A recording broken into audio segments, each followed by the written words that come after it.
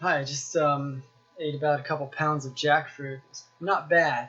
And I've got some other fruit here. It's harvest time here at my house. And I've got some pineapple guavas. I've got some papaya and pawpaw. There's a difference between pawpaw and papaya.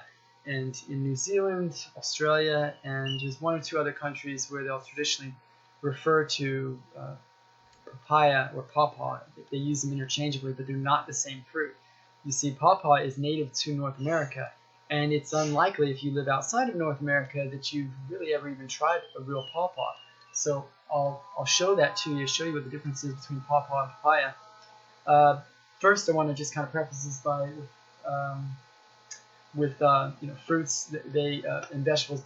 They contain about 5,000 different phytochemicals that act additively and synergistically to maximize antioxidant protection and protect health. And that's according to Vasquez in 2004, page 7. Also wanted to say that I usually am not a super nutrient advocate. And since there are over 5,000 phytochemicals with additive and cumulative health promoting antioxidant effects, nobody really has a true handle on which foods provide the most and in what critical combination for what given health condition they could be used for or targeted for. And so what is known, though, is that fruit as a food category is generally provides the most antioxidants. First, I have the feijoa, or pineapple guava, and I've just picked this. It's raining outside now here in Northeast Florida. I'm in zone USDA agricultural zone 9A.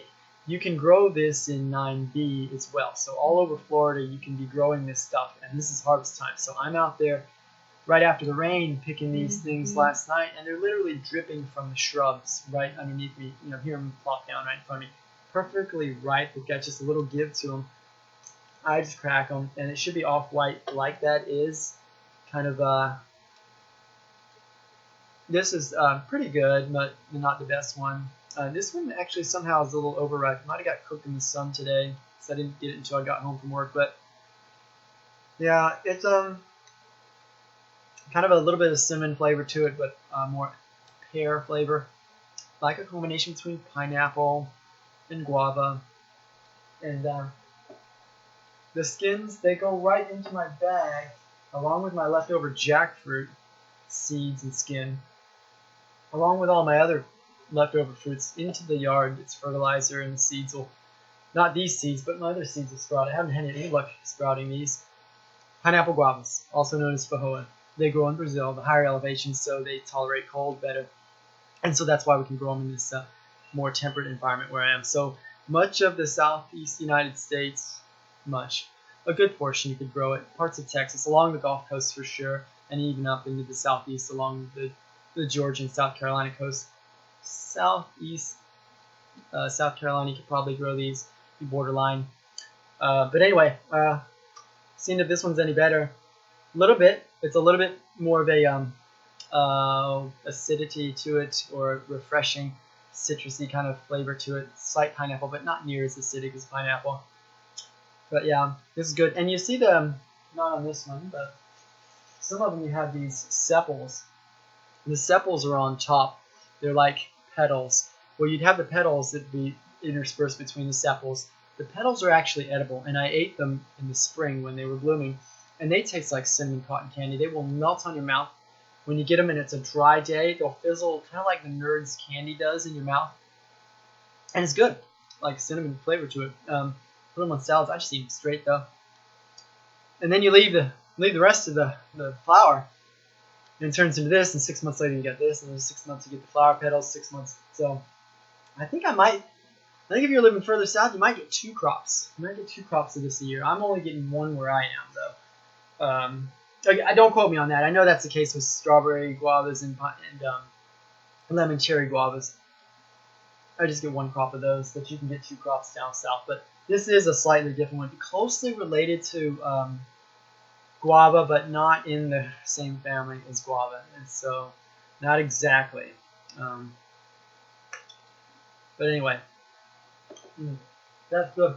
I've got to get to eating these because I've got, a few pounds, maybe several pounds in here of this stuff. This is a pretty good size, and this is normally they would get even bigger than this, but I don't fertilize these guys. But some of these I need to start eating. It's getting towards the end of harvest time, so I've been getting them for a few weeks now. And the sad part is I'll have to wait till next year to get more, but these are good. These make great breakfast.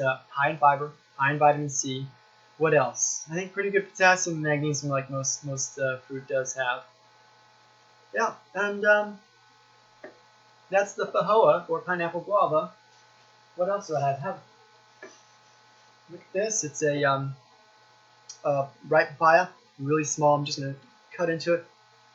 That's like butter. That's so smooth and consistent, and you don't get them like this in the grocery store. I've never got them like this, and I just know I'm gonna get a rich color, and it's gonna be really consistent inside. Yeah, nice deep orange color.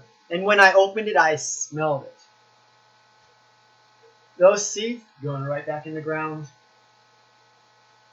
All that stuff. I'm just gonna scrape out. I'm gonna scoop out the seeds. I'm not just scoop them out, and they're gonna go right into the yard. And all these papayas I grew from seed, and oh, good stuff. This is creamy. This is good stuff. You will not find these in the. I've never found them anything like this in the grocery stores. Again, and I did a video on this before, but this stuff is really good.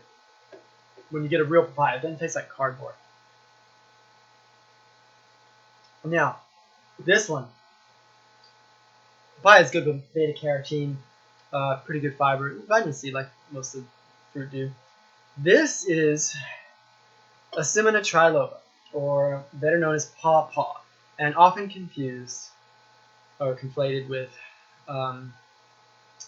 mislabeled as papaya, and papaya is often mislabeled as pawpaw, but this is your true pawpaw. I forget what pawpaw means, but there's some, I don't know if it's French or Indian name for it, but this fruit tastes like mango, rich mango custard when you get the good one. This is a hybridized variety. I purchased this one. Now, before this year, before this season, I had only ever had wild pawpaw that I was able to obtain from people I knew. I'm at the border where it grows, so I did harvest some locally right as soon as I found out. I mean, the first time I saw one grow, I didn't realize you could even grow. I had a tree growing, but I didn't know there was fruit here. But yeah, this is a little bit bigger than you typically find in the wild. This is a hybrid called the Susquehanna hybrid. I purchased this online from, here's the box. Oh, did they leave a label for me to give them a plug? Did they? It is from, I can't read it. Let me try harder though, give it a good effort. So this is from, it gives me, yes, Earthy Delights is the name of the company that sold this to me. I've been trying for years to get good pawpaw. They're kind of pricey, but very much they're worth it. Slice into it. You know what I like to do instead of slicing, because I don't want to break the seeds, because I will be growing these seeds. I'm just going to kind of tear into it. And let me give it a good cut around the edge, though. You don't eat the skin on these. You don't eat the skin on any of the fruit that I've been cutting into here today. But it's like custard. Look at that. Yellow on the inside. Creamy and delicious stuff right there. I know there's a few antioxidants. Good for the eyes in some way.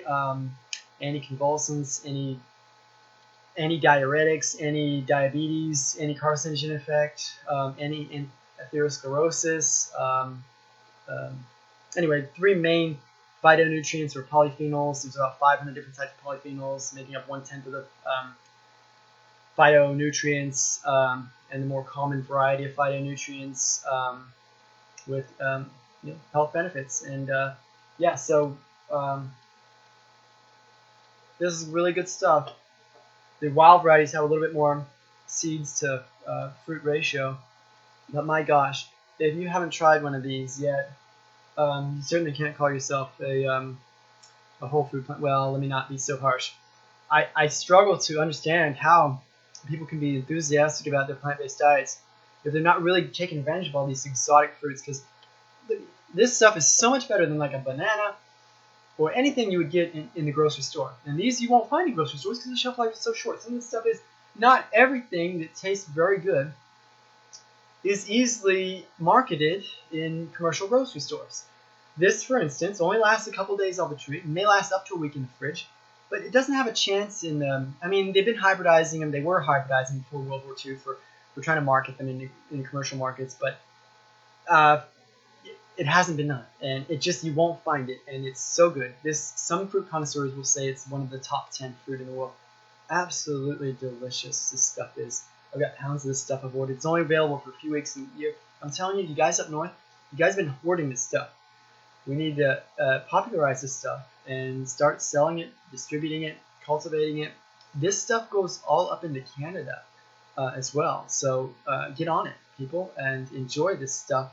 You've been depriving yourself if you haven't taken advantage of pawpaw. Only grows in North America. Now, there's some South American varieties that are closely related. There's about 7 different species of Asimina in this Asimina genus, and this one is the tastiest. This one is the largest, and it actually grows the furthest north. This is actually closely related to the Annona family of fruits. It actually is in the Annona family, and the genus is Asimina. But so this is a tropical family of fruits that grows all the way up into Canada and tastes better than mango, any mango that I've ever had. And that's even wild varieties I've had do. So this one is the largest of the Asimina fruits, and the Asimina triloba is that, and it is the one that grows furthest north. So it does need chill hours. I'll take the seeds, I'll put them in the fridge in some peat moss or some moist soil in a like a Ziploc bag for 90 to 120 days. They should sprout by then. Some of them will anyway. And I've got a few growing in my yard now. So I'm right at the borderline where they can grow. So anything north of North Florida on up into much of Canada around Quebec, especially near the Great Lakes, you can grow this stuff along coastal regions of Canada as well. On up the eastern seaboard, it grows. It doesn't grow so well in the Midwest, but it's native to really all of the area above North Florida. We have a couple dwarf varieties that grow here. They smell kind of like this. They look, but they're smaller, but they're bitter in taste. They could probably be hybridized as well and to be comparable to this. But even the wild varieties of this has been absolutely delicious. By far the best of the.